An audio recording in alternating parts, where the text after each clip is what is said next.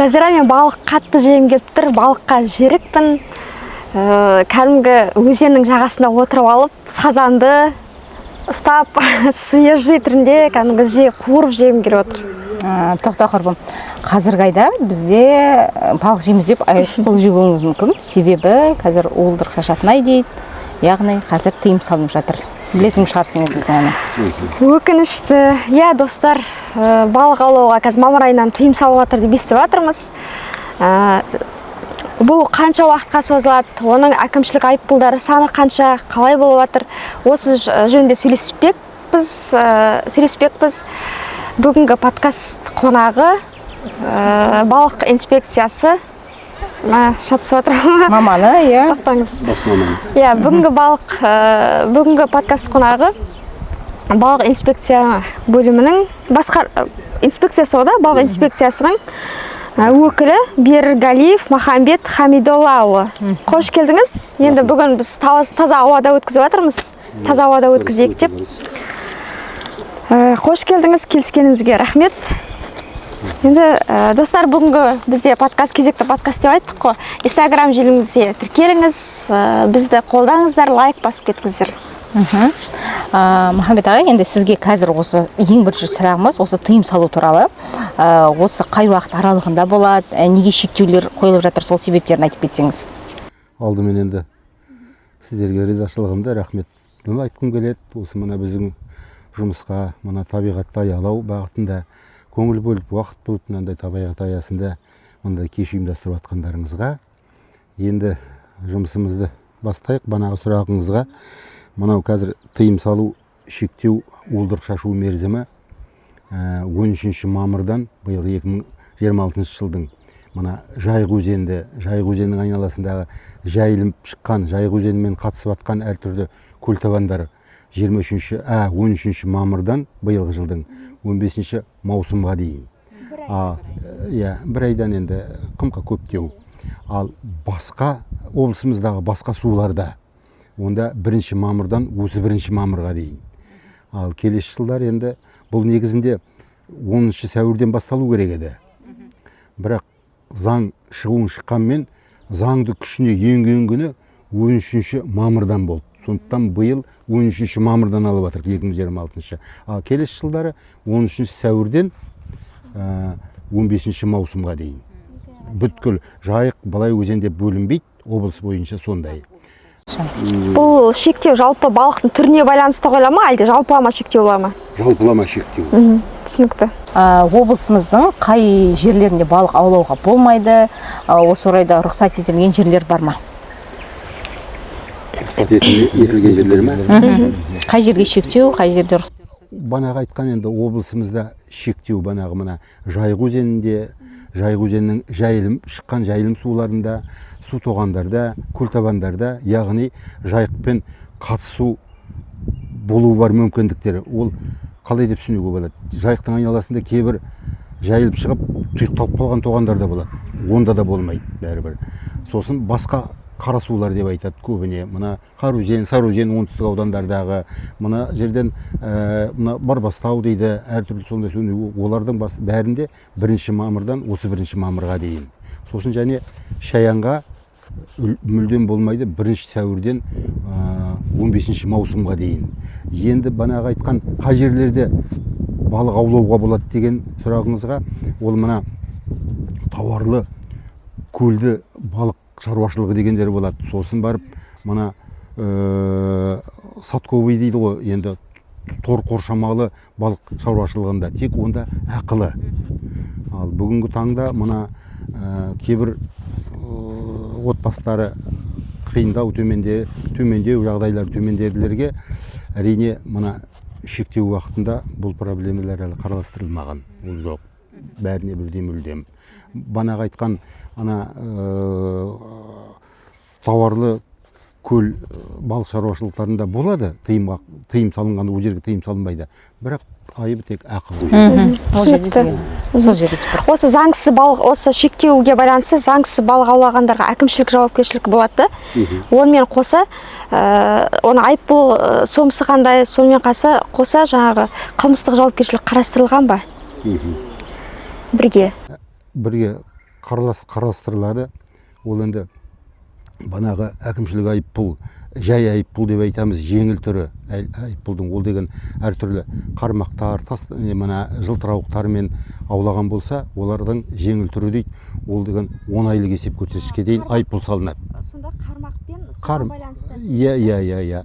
Енді ана күрделі дейді, или грубый дейді, дүрек түрде. Ол деген мына әртүрлі балық аулауға тыйым салған құралдар, мына әртүрлі торлар, аулар құралғанда, олар әдейі ол әкімшілік істі жинақталып сотқа жолданады. Сот оны 20 айлық есеп көрсеткіштен жоғары салады. Сосын енді зиян залал балық ұстаған уақытта балықшылардың балықтың зиян залалы 100 айлық есеп көрсеткіштен асып кеткен жағдайда, ол уақытта мына полиция департаментіне жолданып қылмыстық іс қозғалады. 100-ден асқан жағдайда. 100 айлық есептен зиян залалы. Енді жаңағы айтылып жатыр, шектеулер сол былай әсер етіп жатыр ма балық популяциясына, балықшыларға, осы сол тұста айтып кетсеңіз. Ол енді мен маман ретінде айтар едім, өте дұрыс, шектеулер өте қажет бізге. Мен өзіме қалса бұл шектеуді әлде де көпке созар едім.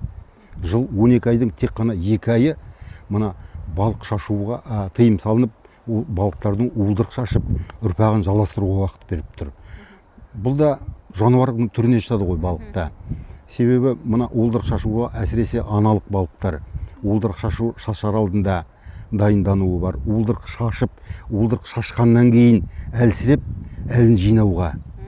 Сол вақыттарға мен айтар едім, 10 сәуір дедім ғой бана келесі жылы. Мен өз басыма қалса өзім ойым, тіпті одан дәрірек 20 наурыздан да бастаған артық емес. Мысалы, былай айтады, қосып жіберейінші, карась балықтарды да? Мөңке балығы дейді. Мөңке балығы дейді. Осы балықтарды деген былайша уақытта жыртқыш балықтар жеп қояды дейді. Неге сол балықтарға хотя бы рұқсат берілмейді деген сұрақ бар қосымша. Неге сұрақ берсін? Бәрібір жеп қояды ғой дейді оны балық. Ол жеп қойғанда қай уақытта жейді? Ол ана кішкентай уылдырықтарын, ана жыртқыш балықтың кішкентай уылдырықтары жеп қояды енді. Ол енді ол табиғаттың өзінің нәпсі солай жыртқыш. Егер ол жыртқыштар болмаса, ол да жаман. Өзінің табиғи тепеге теңдігін ұстап тұрады. Табиғи тең. Себебі жыртқыштар оның бәрін жей бермейді. Жыртқыш балықтар, мысалы үшін, мына шөпқоректе балықтардың әлсірегендерін, сонда мысалға далада қасқырлар киіктерді жегенде бәрін қырмайды да, ең әлсіреген ауруын аулап жейді, санитар ретінде. Бұл да сол сияқты. Санитар ретінде. Ол өте қажетті нәрсе. Енді жаңағы рұқсат етілмеуге келетін болсақ, мысалы көрші Ресей мемлекетінде мысалы қармақпен аулауға рұқсат етеді. Мысалға сондай шектеу болып жатса да, мысалы қармақпен аулауға берілген. Бізде ондай қарастырылмаған, Жоқ, бізде ол қарастырылмаған. Және бұл шектеуді және балық уылдырық шашу кезеңін оны уақытын дайындайтын ғылыми зерттеу арқылы дайындайды ғой. Мысалы үшін, неге ол қаңтарда емес, әлде неге шілдеде емес, мына көктемнің алғашқы айларында неге деп. Сол үшін ол ғылыми зерттеу арқылы. Енді ол Ресей, ол басқа мемлекет, ол яқтың ауа райы да, климаттық жер қыртыстары да бөлек болар. Бірақ ол банағы айтқан жылдың 12 айдың тек қана 2 айын мүлдем тыныштық беру, ол мен өзім как маман ретінде өте дұрыс деп есептеймін. 12 ай бойы.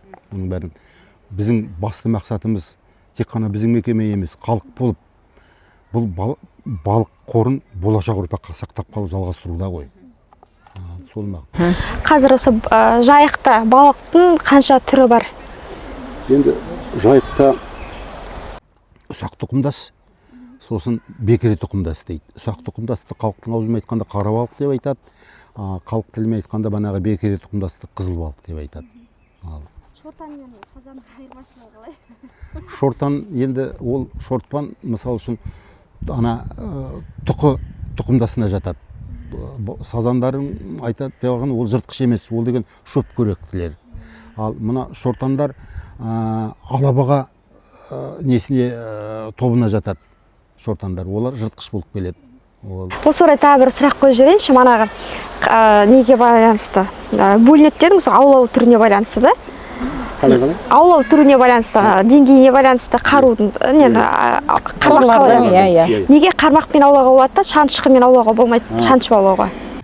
Ол енді сұрақ қойылды, шанышқымен неге аулауға болмайды да, қармақпен неге аулауға болады.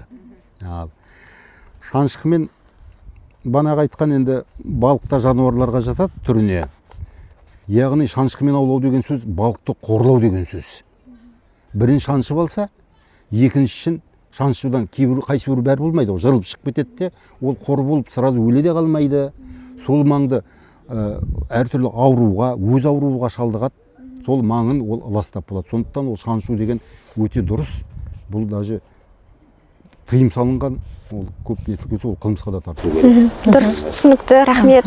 Енді түсініп біліп жүресіңіз. Балық инспекциясы қандай мониторингтер жасайды, қандай бақылау шараларын жасайды, сол болып жатқан рейдтер бізде ұйымдастыру түрде бола ма, әлде жоспардан тыста бола ма екен, соны айтсаңыз. Мониторинг енді жылма-жыл өтіп жатыр. Бізде мына мысал үшін жыл сайын осы көктемде бекіре акциясы өтеді. 1 сәуірден осы 1 мамырға дейін. Осы мониторингта мына әртүрлі жол бойында бақылау топтары ұйымдастырылады. Сосын мына әртүрлі сала жұмыстарда мына ішкі істер бөлімдері бар. Мына біздер табиғат қорғау, яғни балық инспекция, әртүрлі табиғат қорғау инспекциядан топ жасақтап, балықтардың уылдырық шашу жиналған, үйірілген түрлерінде су жағаларында әртүрлі топтар жиналып тұрады, сондай мониторингтар. Енді және болашаққа қатаң қадағалауды, сосын осы мониторингті жалғастыру біздің жоспарымыз. Енді сұрағым келіп отырғаны, Орал қаласы бойынша осы бізде облысымызда қанша инспектор жұмыс жасайды? Қанша инспектор жұмыс жасайды? Қанша инспектор болғанда енді? Қанша штат бар сіздерде? Облысқа жеткілікті ме? Жоқ, жеткіліксіздеу. Енді біздерде қазір тек Оралда, мына Батыс Қазақстан облысы бойынша балық инспекциясында тек қана бір бөлім бар. Ол Ақжайық балық инспекция бөлімі дейді. Иә, ол деген Ақжайық деп айтады. Мына біздің Оралдың өзінде орналасқан. Енді болашақта енді өзіміздің, менің пікірім ойым, мысал үшін мына Жайық бойында, мынау Ақжайық аудандарында, себебі енді Жайық мынау екі мемлекет арасынан үлкен өтіп бара жатқан өзен. Бұнда балықтың түрлері де, өзеннің көлемі де, ауданында көп жайылымы бар. Сол сықылды әзірше тек қана бір бөлім біздерде. Енді бастық санамағанда жалпы мемлекеттік инспектор біздерде 15 адам, бастықтарымыз бана 17 адам дедім, бұл негізі 15 адам, өте жеткіліксіз аз. Бұл инспекторлар аттестациядан өте ме сіздерде? Мысалы, мен өзім құрылыс саласында жасаймын ғой, контрольный органда. Біздер 3 жыл сайын Астанаға барып аттестациядан өтеміз. Сіздерде осы бар ма? Жоқ, біздерде квалификационный требование ғой, квалификациялық талаптардан қараймыз, я жұмысқа барғанда квалификация. Не мамандығымыз сәйкес келе ме, судың айналасында юридический сондай квалификацияны требование өтсек, сараптамадан, талаптан болды. Не жоқ оны. Жақсы, рахмет. Енді осы жаңағы инспекция болып сіздер рейдке шығасыздар ғой. Сонда арнайы қандай құрал жабдықтармен қамтамасыз етіледі? Құралдармен бе. Мысал үшін рейдке шыққанда біздерде мынау қызметтік қарумен қамтамасыз етеміз. Сосын енді ол рейдке шыққан уақытта күн демейміз, түн демейміз, ол қай жерден сигнал түсіп жатады, жұмыс істеп келе жатқанда да бізге хабарламалар түсіріп жатады. Сол уақытта кей уақыттарда суға түсетін жағдайлар болады. Сол уақытта мына құтқарушы кеудешектер дейді ғой, жилеттер. Сонда мені міндетті түрде қамтамасыз етеміз. Сосын енді қаруды айтып жатырсыз ғой, оған рұқсат етіледі дейсіз. Енді Құдай сақтасын, бірақ жазатайым оқиғалар бола ма? Әзірше болған жоқ, ертеректе болып жүрді. Болды, ертеректерде болды, мына Шалқар өзендерінде балтамен, ломмен қыста шабуыл жасап, сол уақытта аспанға атылып тоқтату сондай топтарды болды. Қазіргі жылдарда ондай жоқ. Соңғы 5 жылда. Сондықтан да құрметті достар, халқымыз жаңа балық аулағанда да мәдениеттілікті сақтау керек. Бұл кісілердің жұмысын бағалау керек, сыйлау керек, шектеулерді түсініп, түсініспеушілік таныту керек. Қадағалау. Так, енді осы жаңа айтып отырмық қой, жазатайым оқиғалар, шабуыл жағдайы, тағы да басқа деген сияқты да. Биыл мен былтырғыны салыстырғанда арыз шағымдар көлемі қандай? Арыз фактілер болады ма, жалобылар? Арыздар түсе ма сіздерге? Иә. Енді былтыр, яғни 2025 жылы 297 адамға хаттама жазылды, айыппұлға тартылды, штрафқа, иә. Ал енді биыл жыл басынан бері бүгінге дейін 132 адамға хаттама толтырылды. Иә. Жасылға да жетпейтін. Енді бәріміз білеміз, бізде базарда енді балық кеңінен сатылады. Сол сатылушылармен және тасымалдаушыларға бір тексерістер жүргізіле ме? Тексеріле ме ол кісілер? Тексерістер жүргізіледі, міндетті түрде жүргізіледі. Оны тексерістерді мысалы үшін жолда, трассада келе жатқанда балық мәш транспортымен неткен уақытта оны мына жол автокөлік инспекторлер, гаилер тексеріледі. Ол мәліметті сосын 389 бенен егер құжаты болмаса тиісті біз жерге келіп хаттама толтырылады да, алғашқы хаттама сосын бізге жолданады. Енді былай жай адамдарға біздер егер өзіне қазір мысал үшін балық аулағанда жолдамасыз беркілмеген бос орындардан мына шектеу тыйым салынмаған мерзімде 5 килоға дейін балық аулауға рұқсат. Ал 5 келген сол өзің керек деп аулап, соны егер сатқан болса, оған тыйым салынады. Себебі ананан түскен пайданы заңдастырылу керек. Соны айтып түсіндіріледі біздерде міндетті түрде. Бізде енді қала аумағында балық ең көп кездесетін аймақтар қандай аймақтар? Біздің қаланың аймағында. Қаланың айналасында, осы Жайық өзенінің айналасында көбіне. Шаған бар, Шағандың айналасында. Сосын мына көбіне Ақжайық ауданында. Балық аулауға Ақжайық ауданына баруға болады. Иә. Біздің енді Батыс Қазақстан облысы обалына керек енді мына су енді Атырауда бай ғой енді. Атыраудан кейін деуге болады. Бір табиғи байлыққа бір еншімізге тиген облыстың біреуі ғой. Оны осы маңда осы жерде отырғанның өзінде де мына саяжайға әртүрлі демалыстар бар, мынандай таза ауада. Сонан соң айналамыз толған көлтабан, жайылым сулар, өзендер. Қай жеріне де барса да демалысқа қармағын ұстап кешкісін отыруға. Жаңа айтып жатсыз, 5 килограммға дейін деп, соға қарапайым тұрғындарға балық аулау үшін арнайы рұқсат керек пе? Жеке кәсіпкерлерге лицензия керек пе? Соны айтып кетсеңіз. Жеке кәсіпкерлерге лицензия міндетті түрде керек. Ол енді лицензия жылдық маусымға дейін береді ғой. Сол уақыт өтіп келе өздері ұзартып тұрады. Ал енді қарапайым адамдарға мысал үшін мына тыйым салынбаған уақытта мына беркілмеген тоғандар болады, айталық мына Жайық өзені. Онда 5 килоға дейін балық аулауға рұқсат.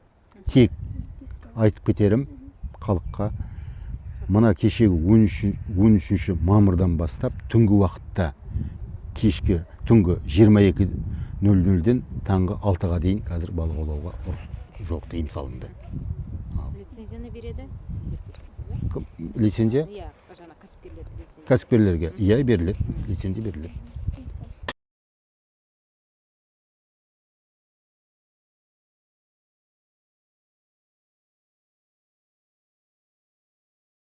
Аздау. Бүгінгі таңда біздің Батыс Қазақстан облысы инспекция бойынша 7 автокөлік, 5 су көлігі. Біздің 14 аудан бар деп есептеген кезінде дейсіз да? Аз екен, иә. Енді сұрағымыз, подкастымыз соңы жақындап қалды. Мынадай бір қызық сұрақ қояйыншы сізге. Егер де қолыңызға алтын балық түссе, 3 тілегіңізді айтыңызшы. Осымен аяқтайық. Ойламаған жерден сұрақ. Енді мен алтын балық түссе, сол осы салада істеген соң баяғы балықтың қоры көбейше дейін. Ол балықтың қоры көбею үшін уақытында табиғат су тасып, яғни айтқанда көл табандарымыз толып тұрса, сосын енді халқымыз табиғатты аялап, соның ішінде балық қорын аялап, заңсыз балық аулауын азайтып, деген сияқты. Түсіністікпен қараса деп сол тілегім. Рахмет. Қабыл болсын тілегіңіз. Иә, сол үш тілегіміз орындалсын. Рахмет сіздерге. Балық енді бізге пайдалы, ол кәсіпте болып жатады. Бірақ та осындай заңдыларды бізге осы айтып келіп уақыт бөлгеніңізге үлкен рахмет сізге. Жұмысыңызда табыс тілеймін. Жұмысыңыз тыныш болсын. Осылай біздің жалғыз біздің емес, бүкіл әлемдік табиғатты қорғап жүрсіздер. Келгеніңізге үлкен рахмет. Ал біздің көрермендерге біздің подкасттың жаңағы Instagram каналына тіркеліңіз. Біздің Аманат партиясының YouTube каналынан біздің барлық толық осы түсірілімізді көруіңізге болады деп тағы да еске саламыз. Рахмет көп. Рахмет үлкен. Айтып өтетін жағдай, Махамбет ағайдың 35 жыл стажы бар, еңбек өтілі бар екен, және бұл кісі бір жаңағы осы шаруашылық саласында, балық шаруашылығында жұмыс жасайды екен. Өзгермейді. Алла қаласа келесі жылы пенсияда сол жасқа жетейік. Жетіңіз. Зейнетін көріңіз. Зейнетін көріңіз. Рахмет сізге.